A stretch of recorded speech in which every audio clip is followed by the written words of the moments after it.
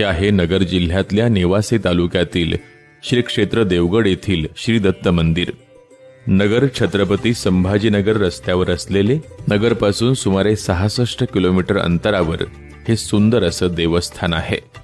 घनदाट हिरव्यागार झाडींमध्ये असलेले मंदिराचे भव्य असे मुख्य प्रवेशद्वार भाविकांचं लक्ष वेधून घेते।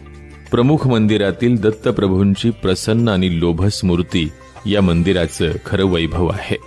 संपूर्ण मंदिर हे संगमरवरी दगडानं बांधण्यात आलं असून मंदिरास 4 फूट उंचीचा सोनेरी कळस आहे।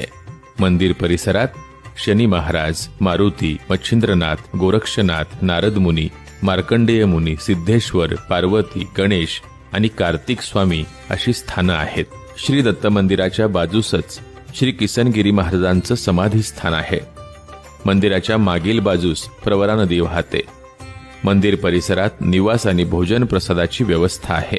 अमृत वाहिनी प्रवरा नदीच्या काठावर वसलेलं हे देवस्थान मंगल आणि पवित्र आहे।